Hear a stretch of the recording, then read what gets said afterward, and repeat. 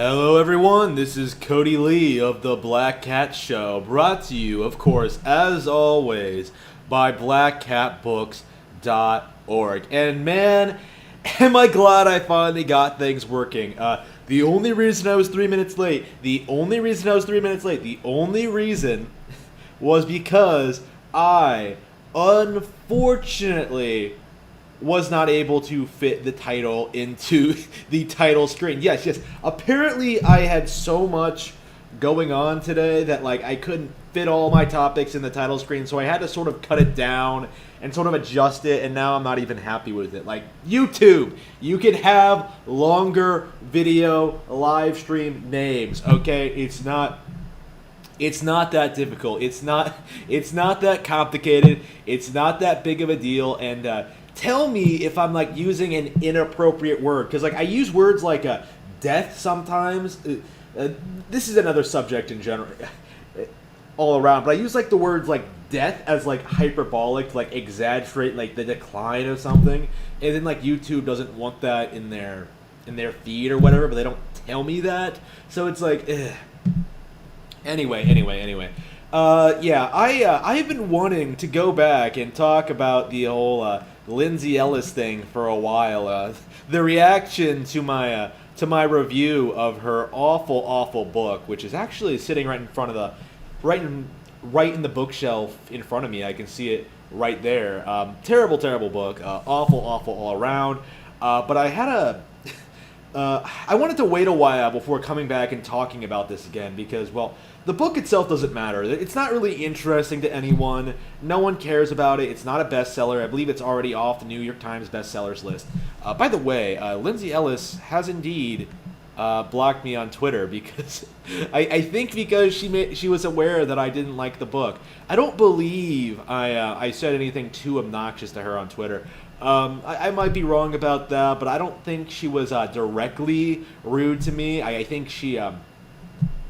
I'm not entirely sure what brought this on, and I think it was just the whole kerfuffle between me and the fans of Lindsay Ellis. Not the book, the fans of Lindsay Ellis. How dare you? How dare you not like this perfect, flawless sci-fi romance between a 20-something college dropout and an alien? Gee, how dare I instead read stuff like Shogun, Japanese history, essays on Dracula. I was looking at 1984. I wanted to read that again. I wanted to read that a lot actually because of recent events that I want to go into, probably at a later date. But again, I was just. I've been wanting to talk about Lindsay Ellis's publication for a while now, the business behind it, her mindset going into this, her take on all this.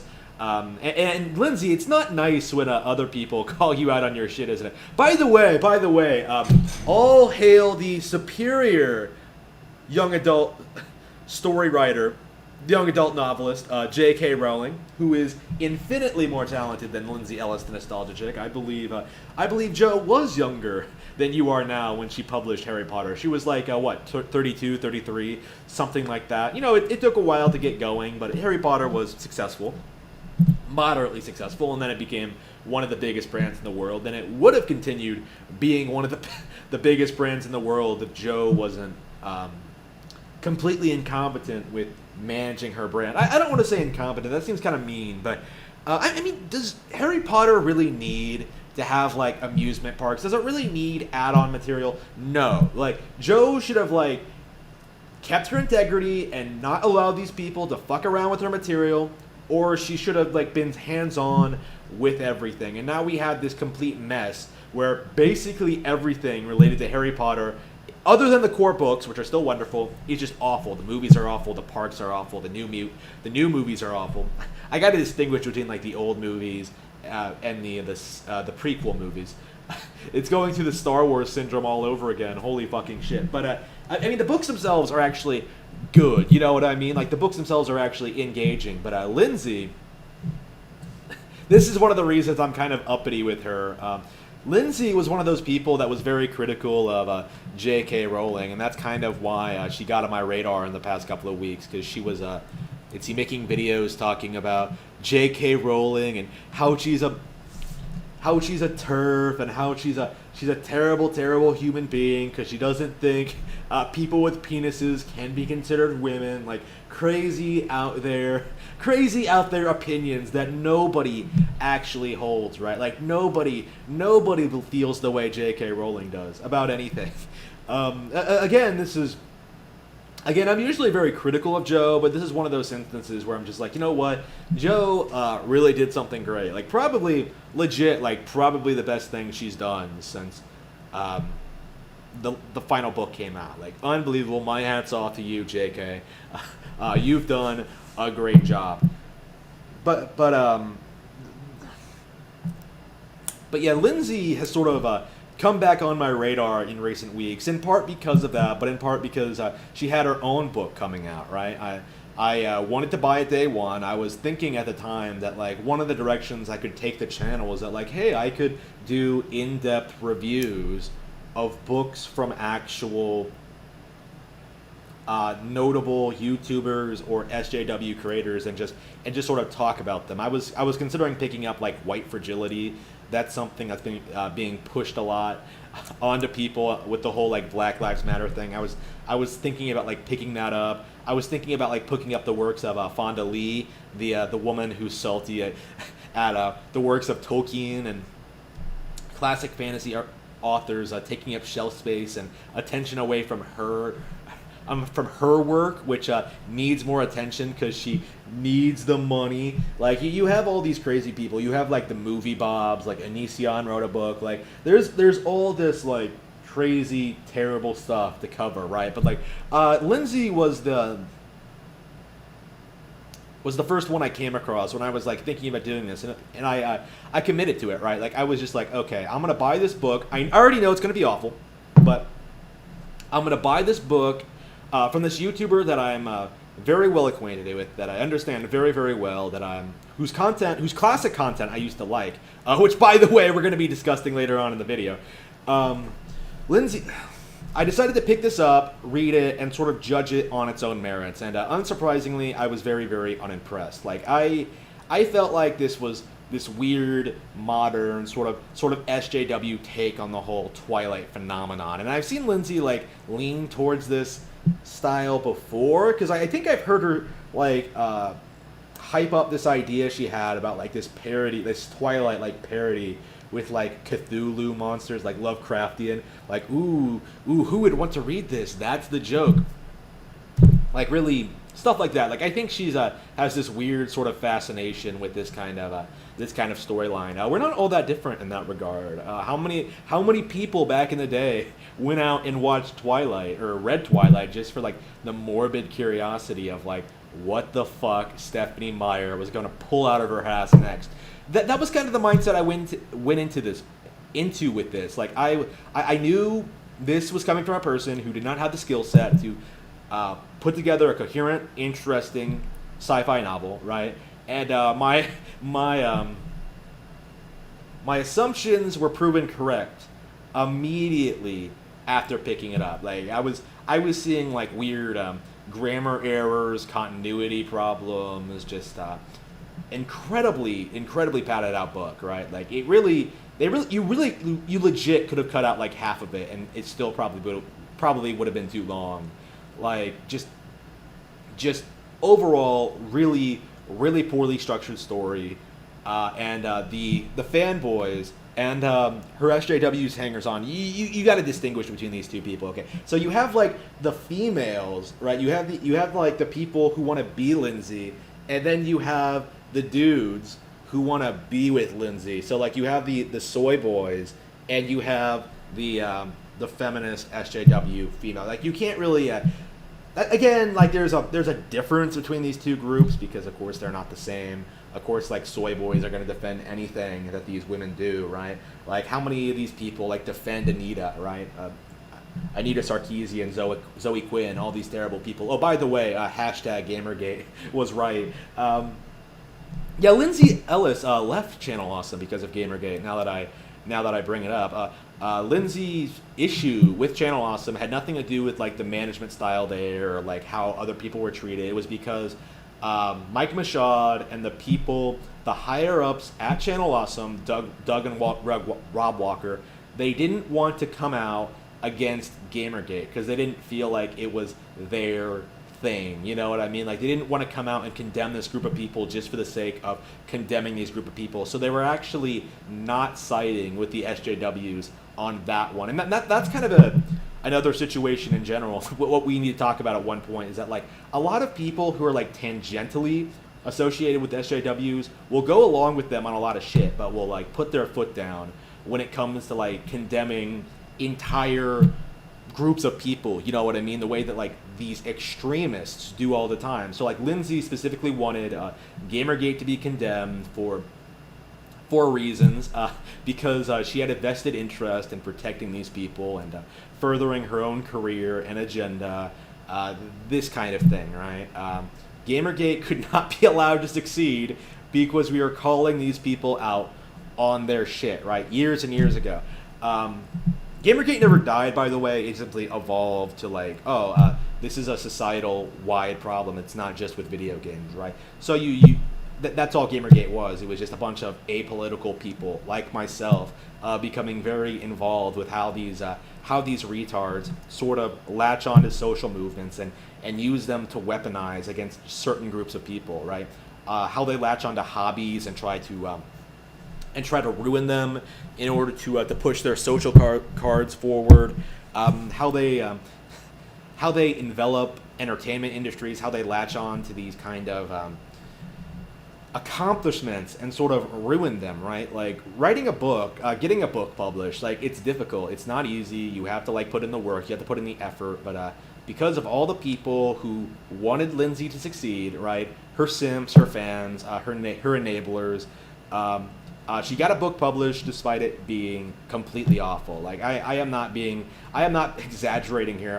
I am certain there are like so many other books that out there that haven't been published than this. I can pretty much guarantee you that. That's kind of a thing in the industry, I think.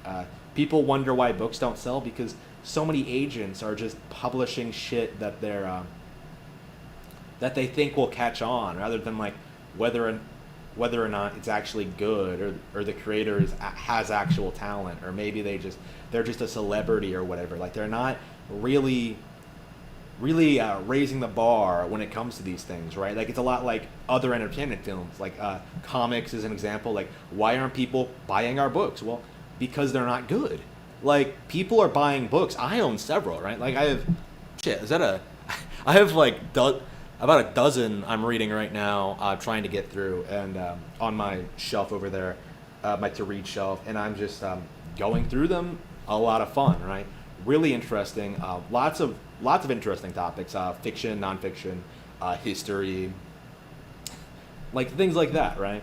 The thing is, again, if you're involved in any hobby, you're eventually going to be aware of this bullshit. Like you're going to be aware of it if you're a gamer, or if you're not aware of it, right? If you're just sort of on the crisp of it, like if it's not your thing, you're just going to avoid it.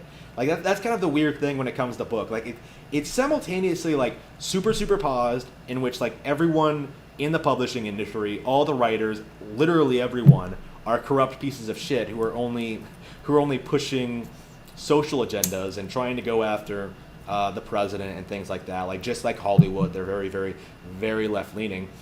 But at the same time, it's so easy to just avoid them because you just read older stuff, read the established classics. There are countless books from hundreds of years ago that you could read instead, and that's kind of what I was doing before I was aware, like, of just exactly why the publishing industry, modern books, were so trash. Why, like, Percy Jackson wasn't very good. Why I couldn't find anything better than Harry Potter, right? Like, I was looking at all these, like, newly published books, trying to find the next Harry Potter, like, and I kept getting disappointed over and over and over again, because none of the stuff that, you know, the critics hype up, the publishers put out, nothing really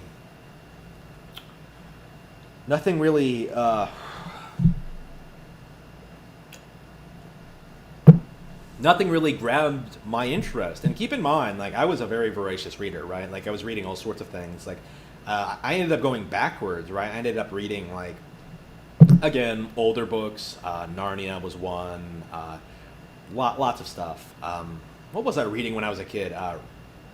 Like lots of stuff from like the 80s and 90s, that sort of thing. Stuff that was a bit more honest, genuine, more to my liking, and then I kept going backwards rather than like keeping up with trends. And going by the trends I'm seeing today, where like people like John Green, like that motherfucker, that complete hack.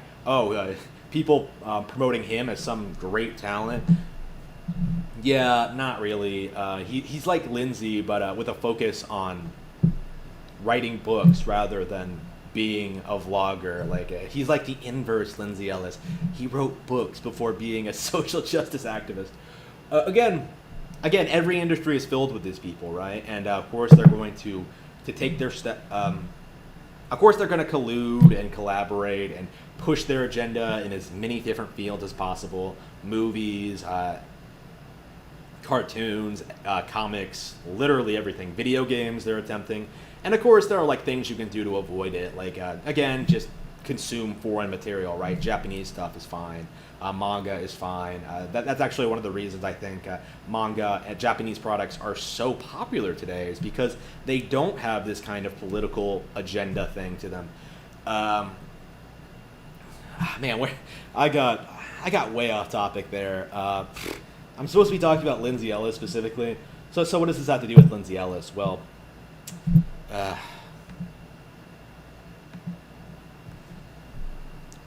The thing about Lindsay Ellis and her book is that it's not being published. It wasn't published based on its own merits. It's based off of the fact that she already has a pre-existing group of fanboys who will obsessively defend anything she does simply because she did it, and you're supporting her is the right thing to do.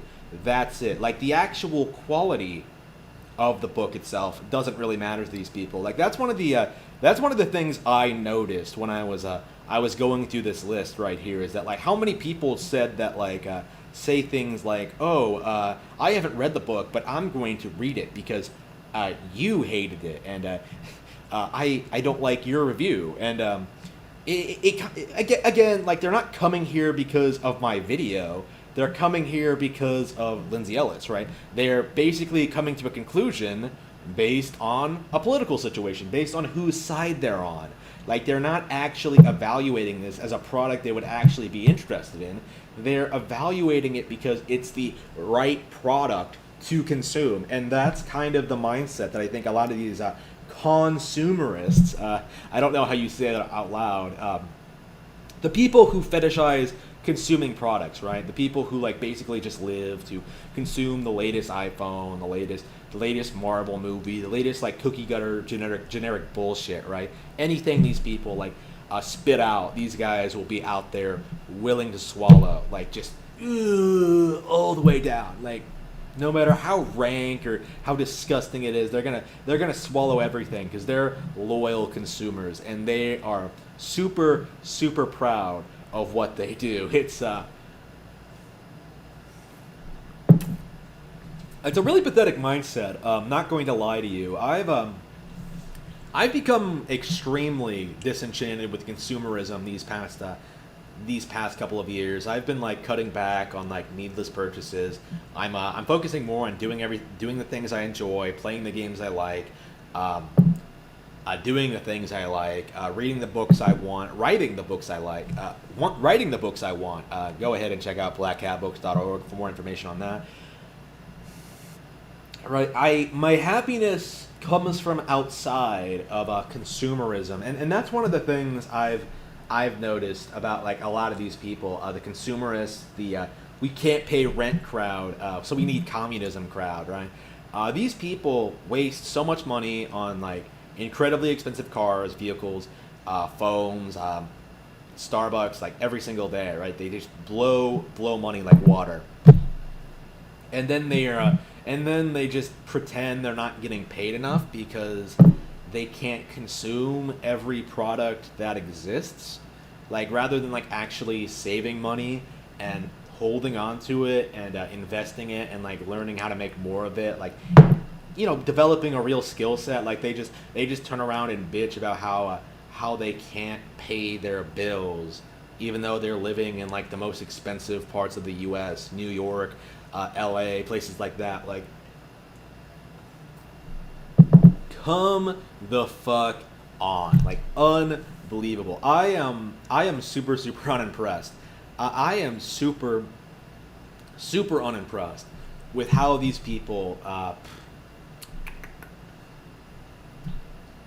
I am incredibly unimpressed with how these people argue and fight back against me. Like it is nothing. They'll try to make it out to be something it isn't. They'll say all this stuff like, "Oh, what are you screaming for? Maybe if you weren't so emotional, people would take you seriously." Did you actually pay for a book you already knew you were going to bash because you hate Lindsay Ellis and her politics? Christ, get laid. Thanks, such a great review. You actually convinced me to buy the book. This video is so cringe. Like they'll just throw all this shit at you, hoping it sticks. None of it did, by the way. I just sort of laughed at these people and moved on. I do think these shaming tactics they are losing their effectiveness because like you can't have a bunch of chubby like 200-pound 30-year-old roasties coming out and calling me a virgin and like saying that they're never gonna sleep with me when like I never would want to sleep with you. Like, come the fuck on. Like, I have much higher standards than that. Like, holy fucking shit. Again, it's going to be a gradual process, but I do think we're in, like, the decline of the feminist era, right? Because we know now, we have an understanding of how these people behave, how they act, how they infiltrate hobbies, how they ruin them, what their end game goal is, what their living conditions are like, what their ideas are, what their plans for the future are, how they're going to fuck you over. Like, we know everything there is to know about them. At this point, like, it sort of feels like the rest of society still needs to catch up and still like turn around and say that like these people are fucking retarded. Like I don't know, man. Like how many people watch national debates and take politicians seriously when they say like, oh, people are graduating college and only making $25,000 a year. Like how many people do that? Like how many people take them seriously? Like it's not hard to make more than that, especially if you have a degree. Like what the fuck kind of jobs are you taking where you're only making $25,000 a year and then you can't pay your bills? Why? Like here's the thing.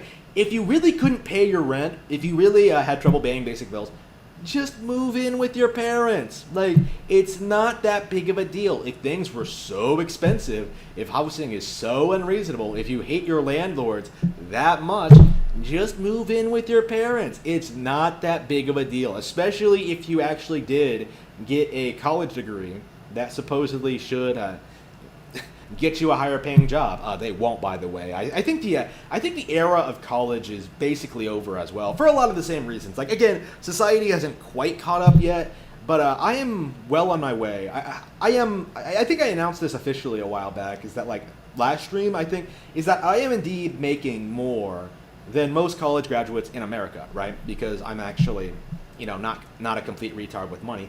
That's the problem, right? These people take out a bunch of loans that they can't pay back. That's the only reason they have any financial problems at all. And instead saying that about like, whoa, they shouldn't have taken advantage of me, man. I shouldn't have taken these student loans. I shouldn't have been so stupid. They blame everyone but themselves. You know what I mean? Like they just go out and just make these weird assertions about everything, about society, about the way the education system is structured, about being in debt. Like it's all their fault. Like you yourself choose to go into debt, right? Like you're just taking money out for schooling or whatever, and then you just make a bunch of poor decisions with it, right? Because I avoided that, right? I have significantly more income than a lot of these people, right? Lindsay Ellis, I don't know how much she makes. I mean, she's in the SJW. I mean, she's up there in like their community. Like she's meeting with important figures and stuff like that. She's not like on the high end or anything like that. She's not like gonna ever run for president or anything like that. But I mean, she's doing fairly well for herself. I want to say she's probably like middle class. I don't know because of how bad these people are with money. I'm just speculating here. Again, who knows, right? Like who knows?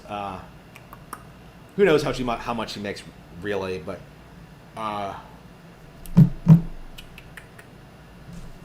oops. Let me see here. Hip.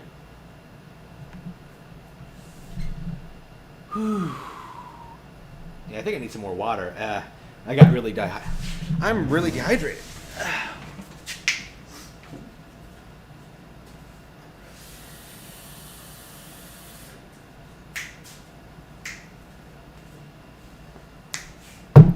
Again, that's basically the Lindsay Ellis audience, right? They're just a bunch of in-debt losers who sort of revolve their lives around social justice causes, YouTubers, and Black Lives Matter. They're just very, very pathetic, very, very asinine individuals.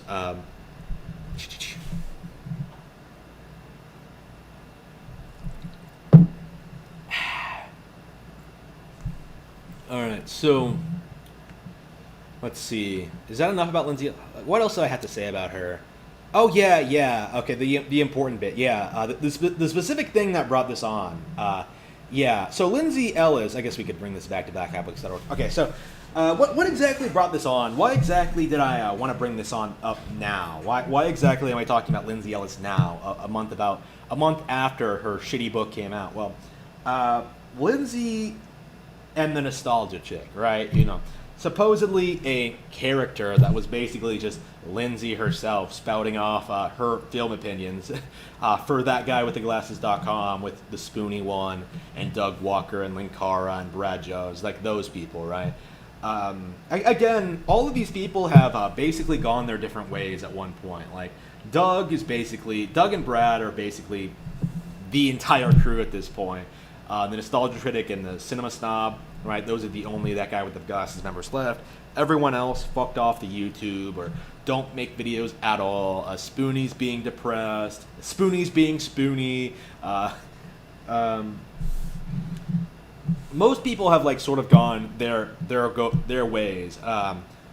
Lindsay is kind of an interesting case because I think she's radically different, I would say, than a lot of them because she kind of actually furthered her career. But what you have to keep in mind when it comes to Lindsay Ellis is that like she actually was in the process of going to film school before becoming the Nostalgia Chick. So she was already deeply in debt, right? She was already having these problems. Nostalgia Chick was basically her break in the industry. Like the Nostalgia Chick, because she was film school educated, she was able to present her ideas better. She was a much better film critic than basically everyone else on the site. Like I said before, she was my favorite contributor from That Guy with the Glasses at the time. Really, really good. But here's the thing: her current audience, right? The SJW audience, the more professional people, the people she's relying on to advance her career.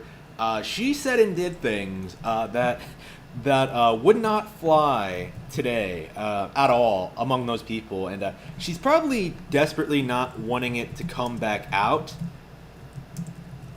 Let me see here.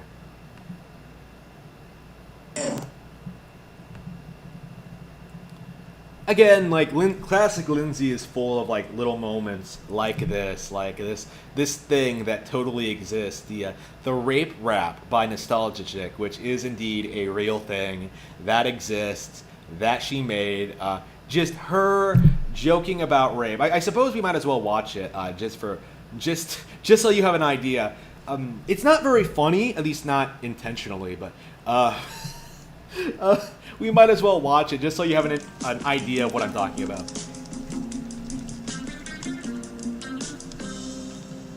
Hi, I'm Lindsay, star of such internet phenomena as the Nostalgia Chick, and I'm here to thank you for your feedback.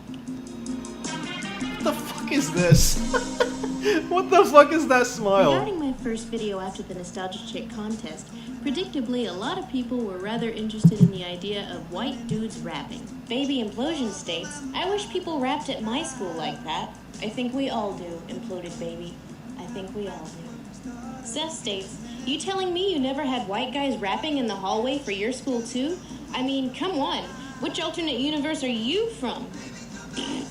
I think we all dearly wish we were from your alternate universe, Seth, because nothing brings a smile to the children's hearts quite like white guys rapping. The random guy states, OMFG, I love your videos. You're really funny. Well, I'm from Chile, Latino America. Here in the hallway, they don't rap, they rape. And is not funny. Freddie. What? What? Well, there might be something to say about the two being mutually exclusive. Rapping is something of an acquired skill, after all, and it would be rather difficult to do one while doing the other. So logically, if you're rapping, you're probably not raping at any given time. So here we have my friend and yours convicted. What the fuck? It's so ridiculous. To help us on our little experiment. It's not funny, but like, it's so... Sweet. Cool. Alright, this is gonna be free. What the fuck? Hey, Cash, would you go with... This guy's a bigger incel than like... damn. I'm bringing the growth. What is this guy? I never understood. I don't know who that is, but... Yo. Oh shit. Oh, porno tape it. I need it like Went out in public and did this. My penis is bent and misshapen, so I'm spending my nights out raping. That was good. Ryan, do you think we could make it a little less pro-rape? You said that I could rap about rape. I did it my way. What's the problem? Okay, let's try this again. With my hand on your mouth, because I don't like noise. I just use toys. This is so terrible. Toys, but no teen witch, because I don't like boys. Oh no. Oh no. Oh no. Okay, I take it back. This is hilarious. It's this fat fuck. Why don't we go do this in not public? Oh, get a load of this. To help the overall situation, I let my hair grow very long and grew huge red sideburns. Mutton chops. My hair was brown, but my beard was red. My dad's nickname as a boy had been Red. What? It's so ridiculous. Okay, Lindsay, I got it. Okay, you ready? They even call her Lindsay. I always struck out with women, more or less. I never got no action. My life was. He really is an incel. The secret to my success is in my world, baby. No means yes. Yo, P-Cash, take it to the bridge. What the fuck? No.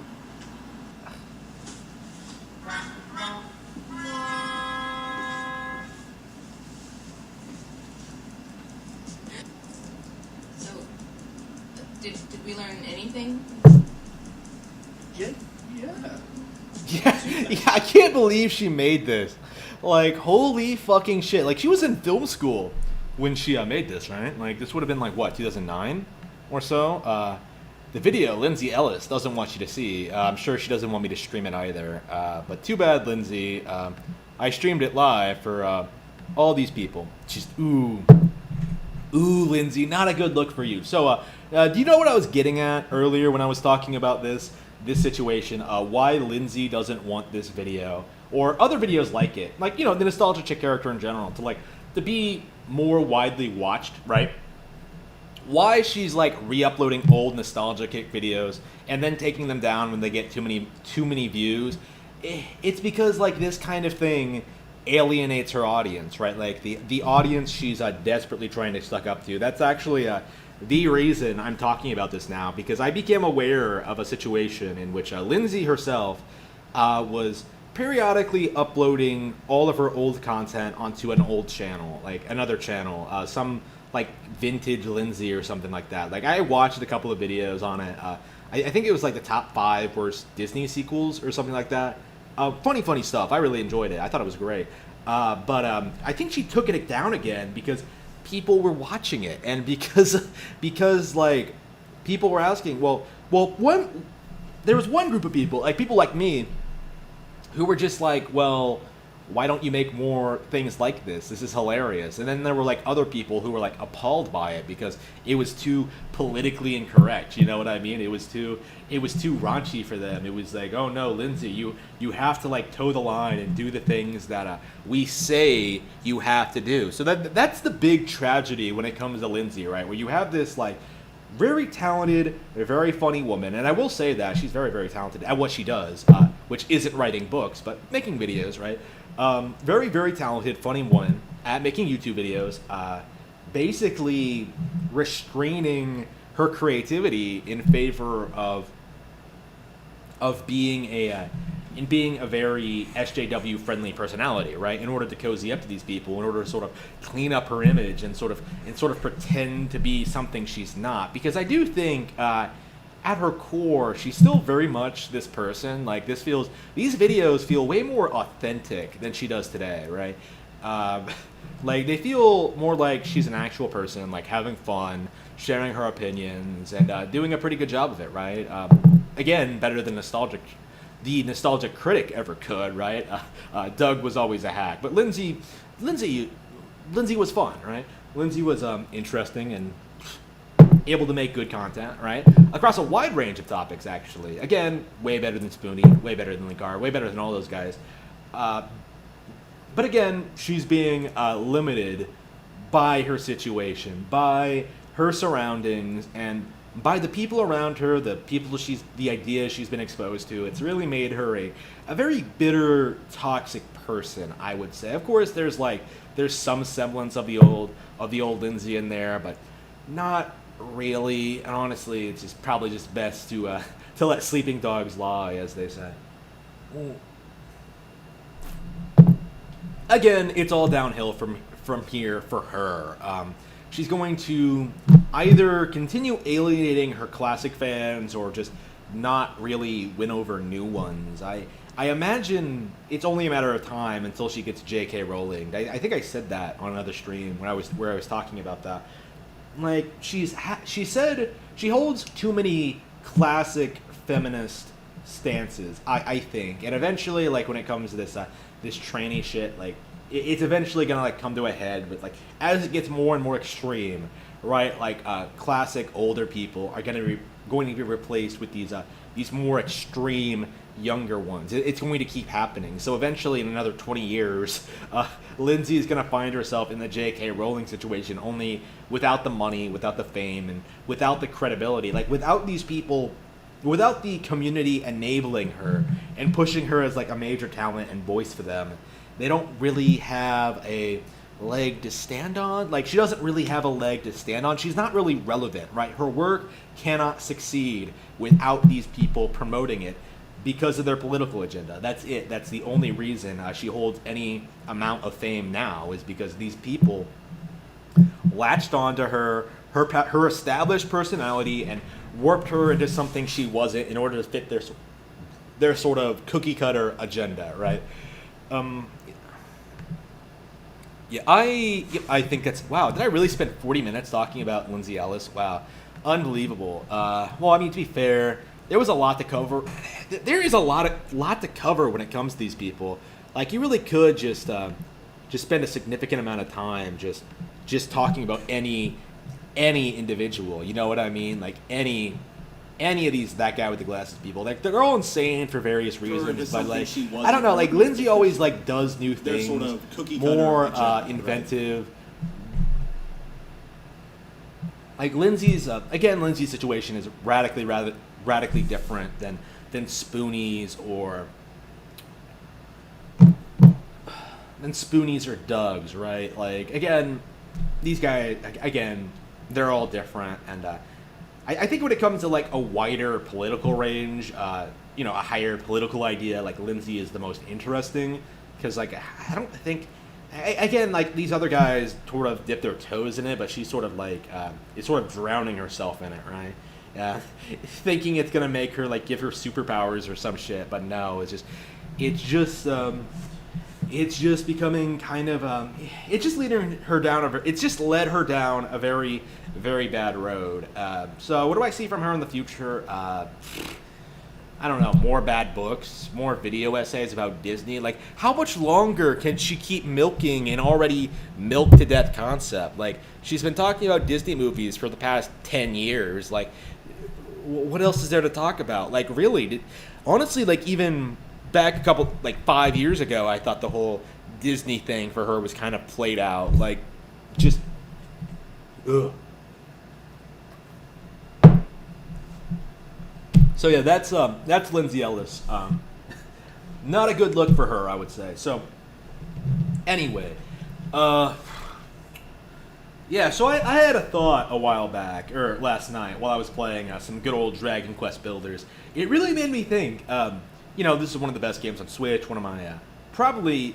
It would, if I was younger, it would legit probably be one of my favorite games of all time, right? But unfortunately, I just haven't got into it all as much as I could have, right? But I love me some Dragon Quest Builders, and I was playing it. I was playing through this thing. It was great time. Love it. I was playing through Dragon Quest Builders, and I realized, it's like Dr. Stone, right? Where you're going out into the wild and basically building up a society from nothing. It's so much fun, so engaging, so much better than Minecraft. So much fun, right? And that sort of led me down this path of thinking that, I like this kind of thing. I like shonen anime, and that led me sort of down another path. I hate wish fulfillment persona shit. I don't know if there's a specific name for this genre, but I have been feeling a lot lately that Persona is kind of trash for a really very, very personal reason. Something that I don't think a lot of people outside of the Persona fan base really. Well, you're either a huge fan of Persona or you don't know anything about it. And I personally have gone down this path where I'm more of I think I'm more of an SMT fan. Of course, it's Nintendo exclusive. But more than that, though, I think on a fundamental level, Persona is flawed because Persona is a wish fulfillment series. Persona is about a dude who does absolutely nothing and is able to somehow bang all these girls. Oh man, Joker's such a stud, Joker's such a Chad. He's banging all these girls and he's not doing anything. Oh, I wish I was like Joker. Do I look like Joker? Would women like me if I acted like this? Persona is basically a wish fulfillment for incels, and in fact, all the incels I've known in my personal life are huge fans of the series. Big fans of Persona. I am just appalled at how many incels are huge fans of Persona. Really pathetic people. Spoony One is a big fan of Persona 4, right? This guy I knew. Did I ever tell you the story about this? About the incel I knew? I don't know what to call him. I don't want to use his name, but yeah, super incel dude, right? He was twice my size. No idea how fucking much he weighed, but huge motherfucker, complete fucking incel, and completely fucking insane. So, yeah, I told this story on stream before. He went out and threatened to kill some girl and himself, and he ended up putting himself in a bad situation, and I don't know where he is now. Last I heard, he went back and moved in with his parents, but I don't know if that worked out. Yeah, so super incel, but big fan of Persona, right? Big fan, and that's one of the things that sort of put me into this mindset now, right?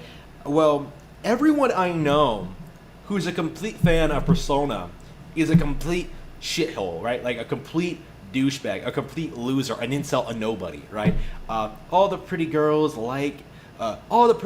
should like me. They should worship me. They should want to be with me, and no one else. That's the Persona fan. Meanwhile, the Dragon Ball fans, right? The Chads, they look at Goku and are just like, you know what? I want to be like that. I want to be that guy. I want to be like him. They see Monkey D. Luffy. They're like, yeah, having a dream. That's awesome. They see Naruto and they're just like, wow, this show is pretty dumb because it's awful. They see Yu Yu Hakusho and they're just like, wow, Yusuke comes out of a really bad situation and really makes something of himself in spite of never really doing well in school. Like, shonen, I think, these shonen storylines, right? Dr. Stone, literally everything, right? Even Berserk, I would say. They're so much more inspirational and like feel like an actual higher art form than something like Persona, which is just all about how you can fix all of these girls' problems with your dick, basically. Have you noticed all the male characters get kind of bullied by the girls? All the other male characters, other than you, by the way. Again, it's super wish fulfillment-y. Like, that's the thing. That's the thing I can't stand. Like, you don't actually do anything in Persona. You don't actually have a character. These girls don't really have a relationship with you, right? It's not an actual fleshed out thing. It's just pure wish fulfillment, right? It's just a method to make these pathetic people feel like they could be successful in their life. Like that's one of the best Persona comics I ever seen in my life. Hang on.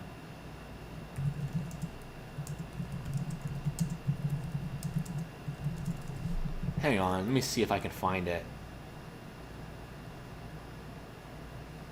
I have no idea where it is. Yeah, I don't know what the comic is called. I'm sorry, but a long time ago, I came across this comic. It was about Persona 4 Golden, I think. And at the end of the game, you sort of get this message from all of these people. Like, it basically just rips off Paper Mario: The Thousand Year Door, where you basically just get a bunch of people like telling you like, oh, your friends are always with you. You're so popular. You're so loved. And then it cuts to the player who's like completely alone. Like that's the Persona experience. That's the Persona experience. Like, it's just wish fulfillment for people who have no real talents or aspirations or dreams or friends even of their own. They're just completely alone all the time in everything, and they're just completely pathetic, worthless people. You know what I mean? Like, meanwhile, like, literally everyone watches Dragon Ball, right? Like, everyone relates to Goku, everyone relates to Gohan. They all love these characters. Like, they appreciate and love these characters more than just simply being best girl, right? Like, they all have arcs, they all have like reasons of being there, like compelling storylines, like a lot of fun, and there's nothing wrong with that. It's just it's kind of interesting. Again, there's good anime, right? And there's bad anime. And I think the wish fulfillment kind, right? The kind with Persona, like, women really should treat you like that. Like, that's straight up bad for you. That gives you, like, a toxic mindset. People don't have relationships like that. They won't just blindly fall in love with you because you're the new student at school. Like, it doesn't work that way. And I think a lot of this, I think being obsessed with, like, anything, gaming, anime, manga, anything, that's a bad thing. Like, you need to be living a fulfilling, meaningful life. And I think shonen kind of pushes people to do that, in a weird way. Like, Dragon Ball, again, inspires people to work out. That's kind of a observed phenomenon, is that, like, lots of people who grew up watching it, like, got interested in working out and being like Goku, and I myself am among them. I would love to get back into it, and I think I will be able here too soon. I'm really looking forward to that. Again, that might be another topic entirely. Is just like, a Goku workout regimen. It's fun. It's Persona is just complete trash. It's just complete trash. And I think the people who defend it are just complete shut-in losers, right? Who have no real friends or identities or goals or sort of any idea of what they want aside from, like, oh, I want a cute anime waifu to be with. Like, that's it. That's their mindset. That's the appeal. It's just, that's the core appeal of Persona, is like being wish fulfillment for these kind of disgusting men.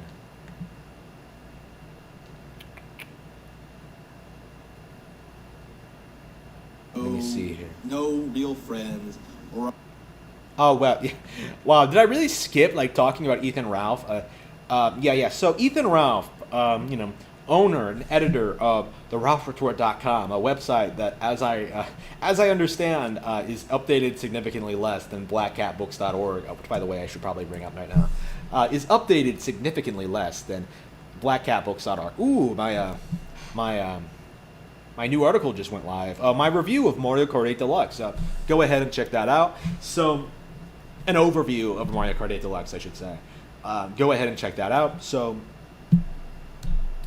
Ethan Ralph of the RalphRetort.com, runner of the kill stream, has been in a lot of hot water recently, and I think a lot of people, like the people who are like being critical of him, are being like critical of him because like, oh, it's Ethan Ralph, and people like Nick Rekieta, Ralph's general crowd, his general trusted circle, are kind of being defensive of him. At the moment, I'm kind of leaning towards the fact. Towards the side of like the antagonizers, actually. Like, I don't think that what Ralph did was okay, right? Like, I am willing to come out and say that. Like, I think Ralph is a piece of shit, and he needs to like, I don't know, get a real job. I don't know where to start with that motherfucker. Like, lose like 100 pounds. Like, how much does he weigh? He's short as fuck. Oh, trashy. Just kind of an idiot. Thinks everything is an elaborate conspiracy. Like. Yeah. Ralph can be considered a conspiracy theorist. Like, of course, like the Gator Gamer is worse, but I hate Gator too. Actually, got to think of it. But anyway, all these people are awful, and they're not really being very upfront about that. Like, I think a lot of these people are like, every time Ralph screws up royally, like, all of these people come out and defend him because they're kind of defending their legacy. They're kind of defending their presence online, because if Ralph goes, if the person who can bring on, like, at least 1,000 people a live stream goes, like, they don't have anything. They lose their entire platforms. They lose their entire audience. They lose everything, basically. Like, they lose their entire online presence, their entire hopes and dreams of being successful online, because Ethan Ralph is gone. So they're desperately trying to control the situation. They're doing stuff. I think they're screening callers. They're preventing people from really, I think, talking about the situation, which, of course, like, Ralph technically uploaded a revenge porn of this, it was 18-year-old GF that he tried to take advantage of, and seems to be psycho, and seems to, like, I don't know, like, I've heard speculation that she could technically hold this over his head forever, right? Like she could technically just, like, accuse him of a crime, of revenge porn, whenever, right? And get him to completely fuck him over. And so he's going to have to, like, do everything she says going forward. So basically, like, Ethan Ralph is probably worse than married, right? Because, like, this thought, right? This really ugly. I believe she's ugly. I think I've seen photos of her. This chick that he tried to take advantage of, right? Apparently has flipped the entire tables on him and is now fucking him over. Now that's kind of an interesting subject in and of itself, because it kind of does show you that, like, yeah, women do indeed need protection from would-be abusers, and I do feel like Ralph could be considered a potential would-be abuser, right? Like, potential. He has the mindset, he has the personality. Like, I'm not saying he is an abuser, but, like, again, you need to have a service in place to protect women from abuse, right? Like, you have to do that. Like, I don't like how people, how some people will come out and say that, like, oh, men need their own services. Like, no, we fucking don't. Women do, but men don't. Like, shit, like, you can't. Again, women make bad decisions. They marry the wrong people sometimes, and sometimes they do need to leave. Like, there's nothing wrong with that under certain situations. Of course, like, a lot of women abuse divorce and things like that, but again, Ralph is a piece of shit. Like, who cares, right? I'm not saying I like. It kind of kills me to be critical of Ralph, because, like, I'm generally on, like, the Rekieta side of things. Rekieta side of things. I guess I'm on my own side. I agree mostly with Rekieta. All right, I mostly watch Rekieta shows. Okay. Again, though, I'm not like a fan of PPP. From what I understand, like PPP and like Godwinson and these people, like those are the people like mostly going after Ralph right now. I don't want to like align myself with those people. I don't know enough about them. PPP in particular, I don't think I want anything to do with. I don't know what they've been saying about Ralph. I don't know anything about it other than the fact it's negative. I don't want any part of that. Like I want to be my own person, okay? I want to come out here and say that like, yeah, I think the kill stream has to go. Like I think the kill stream is a terrible show in general. Like I don't think it's well structured. I think the guests are generally pretty awful. I think the hosts are all awful. Gator in particular is just unfathomably boring. Ralph himself isn't interesting. He's not funny. Very mean-spirited. Of course, again, the entire chat is just... again, the entire show is just structured very, very poorly. Again, you sort of have to understand these... I don't know. Again, there's a reason it's been losing fans, right? There's a reason, like, there's always this implosion every couple of months, it feels like, and then like Ralph just slowly starts building an audience due to covering interesting topics that no one else is covering. Well, that's one of my goals with the Black Cat show, is that like I kind of want to replace Ethan Ralph. Like, yeah, his shows don't need to be 4 hours long. Like my show is an hour long. Okay, have I been streaming for an hour? I think I have. Yeah, almost an hour. Yeah, right. We need to replace Ethan Ralph. Okay, we need someone else to cover weird net topics, weird situations, weird setups. Like, we need a replacement, and I don't know. Ooh. I just don't think you should be giving money to this person. I don't think so. Like, I think he's disgraced himself enough. He's done so much retarded shit. Like, why do you keep giving him money? Like, just leave him alone. Again, I think Mundane Matt is saying the same things. I just saw like an audio clip from him today going over like Faith's background, the girl Ralph fucked and posted revenge porn of or whatever. I listened to a little bit of that. I don't want to say like I'm on Mundane Matt's side, but like I'm certainly not on Ralph's. Okay, like I can't condone that shit. Like fuck that. Like I am not supporting that bullshit. Unreal, unfathomable to me. All right, so. All right, I think that's everything I wanted to cover today. All right.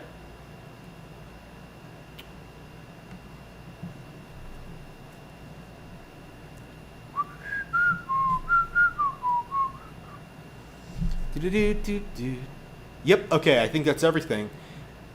All right, yep, that's everything. All right, thank you all for tuning in, and I will see you all next time on the Black Cat Show. Be sure to check out my books on blackcatbooks.org. Subscribe to my channel. Like all my content.